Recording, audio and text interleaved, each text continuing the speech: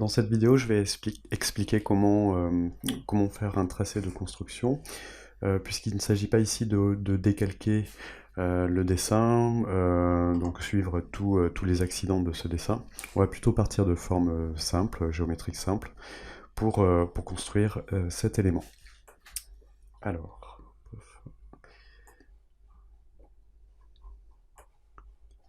on va partir de ça.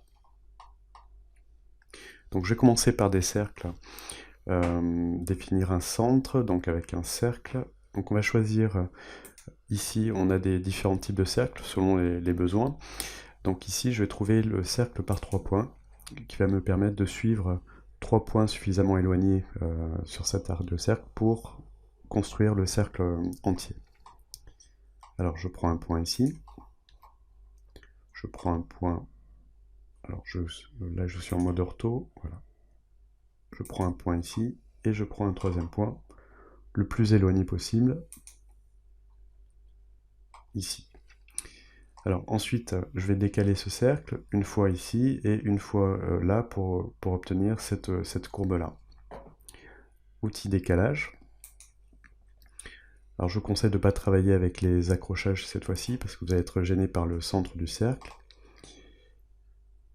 Alors on va se mettre à peu près ici. Donc spécifier la distance de décalage, donc là sur l'option qui est donnée par défaut, c'est l'option par, donc je vais passer par des points en fait. Donc là je m'approche ici, premier point, donc là je détermine en fait 2 points qui marquent une distance. Je resélectionne mon tracé, et ça me permet de construire ce deuxième cercle. Ensuite je vais arriver ici, donc là si je reclique ici, il me redonne la même distance, donc je dois quitter la commande.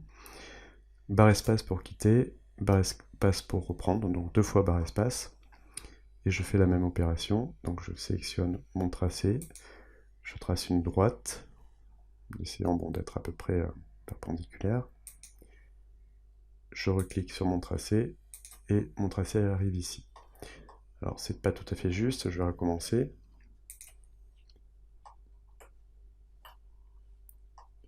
Voilà. On va imaginer une droite ici qui part à la perpendiculaire, ici.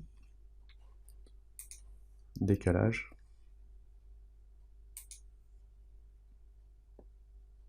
Pour arriver ici.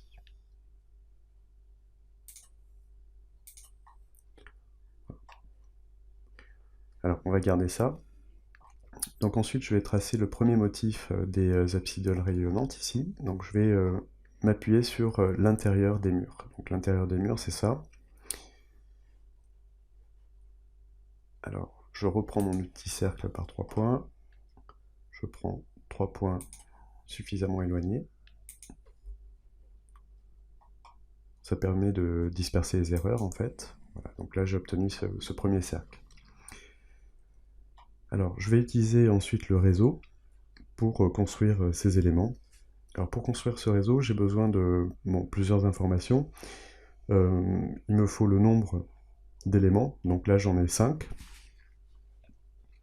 Mais il faut connaître l'angle de révolution de ces cercles. Alors pour le déterminer, je vais tracer une droite partant du centre du cercle. Alors cette fois-ci je réactive mes accrochages. Hop. Je vais vers le centre ici. Et ici, je vais me situer au centre de ce socle. Alors par contre, là, je suis gêné par l'accrochage encore une fois, donc je décoche l'accrochage. Voilà. Voici.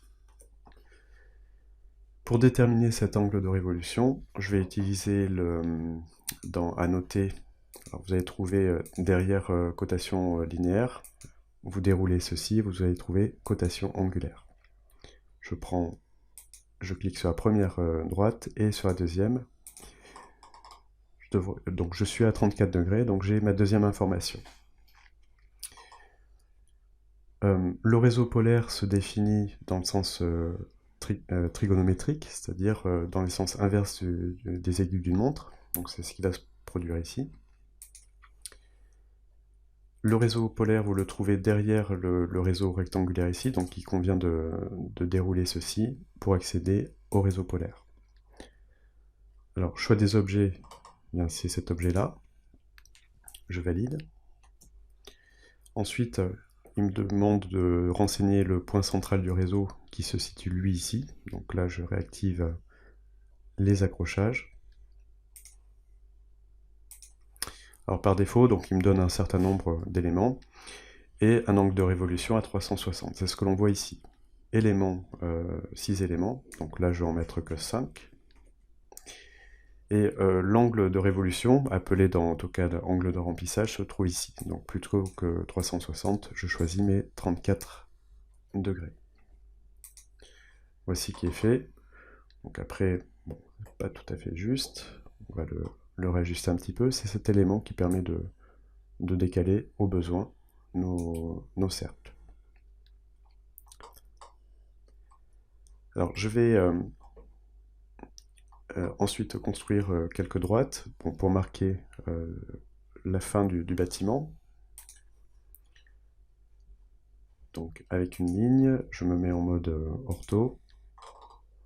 Je vais me mettre ici. Hop.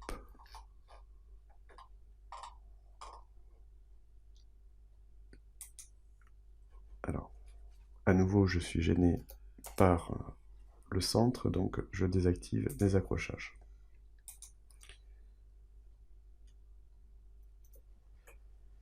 Alors, on ne va pas tout construire, en fait, puisque c'est symétrique. Donc, on va simplement s'occuper de ce pavillon et de la moitié de ce pavillon. On va déterminer l'axe ici. Donc là, je vais le marquer.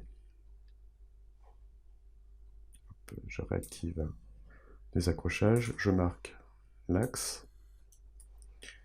Alors, il n'est pas tout à fait axé, mais on va supposer qu'il est vraiment qu'il est comme ceci. Je prends l'outil rectangle, je marque le premier pavillon ici, donc je le prends à l'intérieur en fait. De la même manière que j'avais défini simplement mes cercles à l'intérieur. Cette fois-ci, je prends le polyligne. Alors, je vais désactiver les accrochages pour ne pas être gêné. Et je prends le pavillon central ici. Donc là, j'ai à peu près tous les éléments de construction pour commencer mon dessin. Donc c'est la fin de cette vidéo. La prochaine va consister à travailler sur cette partie-là. Et on va commencer à faire des décalages de ces éléments.